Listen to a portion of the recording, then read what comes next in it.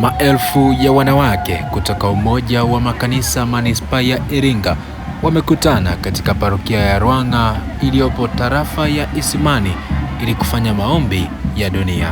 Kupinga ukatili wa kijinsia, kuombea familia, ndoa, watoto waishio katika mazingira magumu. Huyu ni mwenyekiti wa umoja huo Bi Grace Sanga, ambapo hapa anasoma risala mbele ya mgeni rasmi wa tukio hilo, hasa kuhusiana na ajenda za maombi. Kuombea umoja huu wa madhehebu. Ndugu mgeni rasmi, makanisa yaliyoshiriki leo ni KKKT, RC, Anglikana, Baptisti, Moravian, AICT, Glory to God na wenzetu wengine wa madhehebu mbalimbali ambao wako ukanda wa Isimani. Mafanikio. Ndugu mgeni rasmi, pamoja na maombi, tunatoa misaada kwa makundi mbalimbali ya watu wenye uhitaji.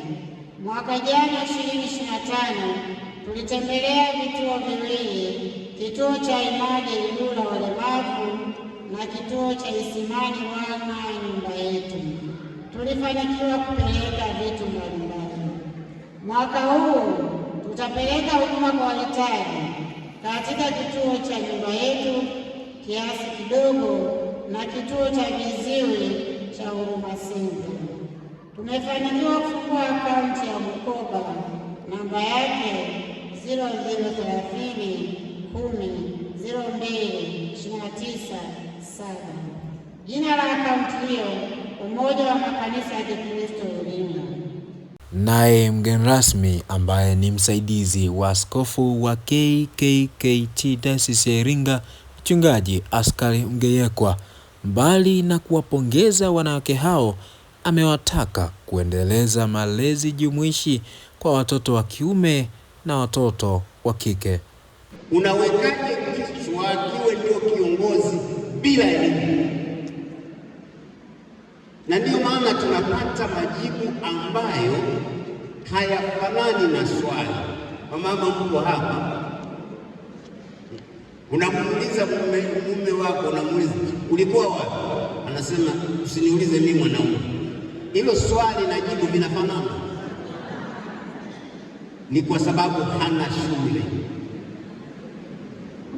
Kwa hiyo tunachohitaji kufanya ni watoto wa kiume waundiwe utaratibu wa kufundishwa maisha ya kifamilia. Sawa wapendwa? Watoto wa kiume waundiwe utaratibu wa mafunzo kwenye familia, kwenye maisha yao, wayafahamu maisha ya kifamilia. Sasa nimesema kuna tatizo lingine la kukua kwa kipato. Kipato kikikua, inatokea sasa kipato kimekuwa, tunampeleka mtoto boarding, si ndio? Siku hizi wameanza hata darasa la kwanza boarding, wameanza chekechea boarding, anamaliza darasa la 7 boarding, tena anaenda kidato cha 5 cha 6 boarding, anakwenda boarding mpaka karibu na jina lake aitwe boarding. Anaporudi nyumbani kuyaanza maisha halisi ya nyumbani, ya kuwa yeye ndiye anaye budget, yeye ndiye anayetakiwa kufagia nyumba, yeye ndiye anayetakiwa kupanga vitu nyumba, ni asiyeweza. Nitumie neno ambalo litakuwa ni zuri tu, nafikiri ni mahali pake. Ni mjinga kwenye mambo ya nyumbani, ni mjinga kabisa. Tatizo litakuwa la nani? Tatizo litakuwa la wazazi. Lakini je, washiriki wa maombi ya dunia mwaka 2026 wanasemaje? Kuna tofauti kati ya neno ndugu na udugu.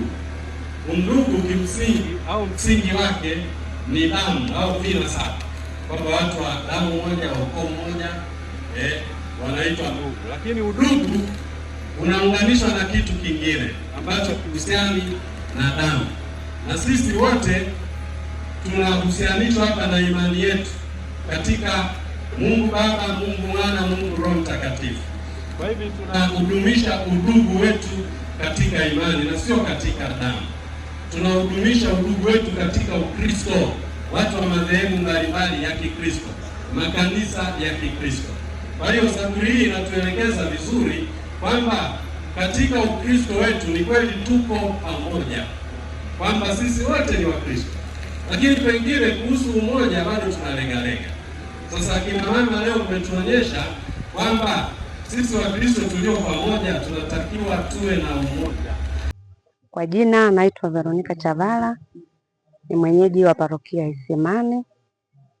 Cheo changu mimi ni mwanakwaya, ni mwenyekiti msaidizi wa kanda. Tumefurahi kwanza kwa upendeleo wa parokia yetu ya Isimani. Baba yetu Mariba mwaka jana kwenye kongamano la wanawake alialikwa. Baada ya kualikwa, na yeye alipenda kualika waumini wote waje katika parokia yetu ya Isimani. Tunamshukuru Mungu, wanawake wote kwa kweli pamoja na wanaume wameitikia wito, wamefika kwa wingi. Ninaitwa Wema Njurumi, ni mwinjilisti pia ni katibu wa familia na malezi kanisa kuu. Lengo letu la kukutana katika umoja huu wa makanisa ni kujumuika pamoja na kuomba pamoja juu ya familia, taifa na nchi kwa ujumla. Pia maudhui yetu kwa mwaka huu, njoni kwangu nami nitawapumzisha.